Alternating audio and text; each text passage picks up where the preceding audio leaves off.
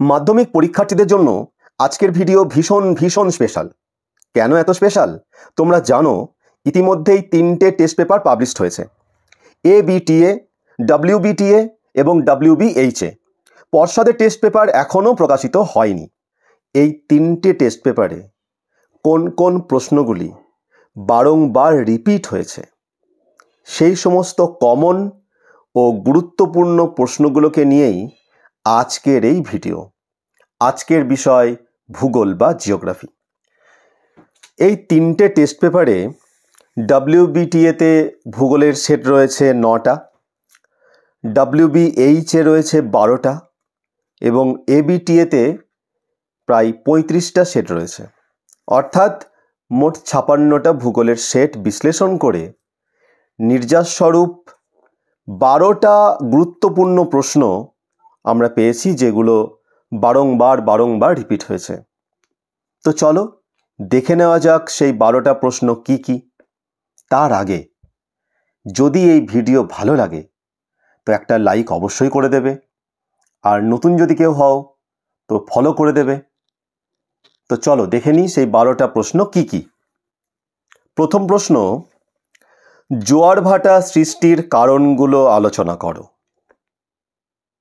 দ্বিতীয় প্রশ্ন, ভারতের জলবায়ুর বৈশিষ্ট্যকে মৌসুমী বায়ু কিভাবে প্রভাবিত করে তা আলোচনা করো, অথবা ভারতের ঋতুবৈচিত্র্য কিভাবে মৌসুমী বায়ুর দ্বারা নিয়ন্ত্রিত হয় তা আলোচনা করো। তৃতীয় প্রশ্ন, হিমবাহের ক্ষয়কার্যের ফলে সৃষ্ট ভূমিরূপগুলি চিত্রসহ আলোচনা করো। চতুর্থ প্রশ্ন, বায়ুর চাপ বলয়ের সঙ্গে বায়ুপ্রবাহের সম্পর্ক চিত্রসহ আলোচনা করো। পঞ্চম প্রশ্ন, পূর্ব ও মধ্য ভারতের লৌহ ইস্পাত শিল্পের একদেশী ভবনের কারণগুলি আলোচনা করো। এটাকে অনেক সময় ঘুরিয়ে দেয়, ছোটনাগপুর মালভূমি অঞ্চলে লৌহ ইস্পাত শিল্পের একদেশী ভবনের কারণগুলি আলোচনা করো। এই প্রশ্নটা এভাবেও দেয়। ষষ্ঠ প্রশ্ন, ভারতের অসম জনসংখ্যার বন্টন তার কারণগুলি আলোচনা করো। সপ্তম প্রশ্ন, বায়ুমণ্ডলে উষ্ণতার তারতম্যের কারণগুলি আলোচনা করো। অষ্টম প্রশ্ন, বায়ুমণ্ডলের ট্রপোস্ফিয়ার এবং স্ট্র্যাটোস্ফিয়ারের স্তরগুলি সম্পর্কে আলোচনা করো। নবম প্রশ্ন, ভীষণ গুরুত্বপূর্ণ প্রশ্ন এটা, পশ্চিম ভারতে পেট্রোরসায়ন শিল্পের কেন্দ্রীভবনের কারণগুলি আলোচনা করো। এটা অনেক সময় ঘুরিয়ে এরকমও দেয় যে মুম্বাই ও আহমেদাবাদ অঞ্চলে পেট্রোরসায়ন শিল্প সম্পর্কে আলোচনা করো, বা গুজরাট অঞ্চলে বা গুজরাট রাজ্যে পেট্রোরসায়ন শিল্পের বিকাশ সম্পর্কে আলোচনা করো। এভাবেও অনেক সময় একটু ঘুরিয়েও দেয়। দশম প্রশ্ন, ভারতের পশ্চিম হিমালয়ের ভূপ্রকৃতি সম্পর্কে আলোচনা করো। একাদশ প্রশ্ন, উত্তর ও দক্ষিণ ভারতের নদীগুলির মধ্যে যে প্রাকৃতিক বৈশিষ্ট্য তার পার্থক্য আলোচনা করো, অথবা দিয়ে ভারতের পূর্ব উপকূল এবং পশ্চিম উপকূলের বৈশিষ্ট্যের তুলনামূলক আলোচনা। আর শেষ প্রশ্ন, হিমবাহ ও জলাধারের মিলিত কার্যের ফলে যেসব ভূমিরূপ সৃষ্টি হয় তা চিত্রসহ আলোচনা করো।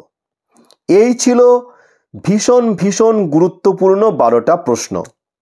দেখো, তার মানে এটা ভেবে নেওয়ার কোনো কারণ নেই যে এই 12টা প্রশ্নের বাইরে আর কোনো প্রশ্ন আসবে না।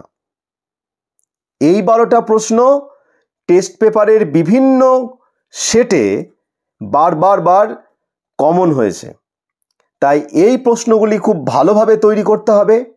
এখন তোমরা আমাকে একটু জানাও তো, অনেস্টলি জানাবে কিন্তু, এই 12টা প্রশ্নের মধ্যে কোন কোন প্রশ্ন তোমার ইতিমধ্যেই তৈরি হয়ে গিয়েছে।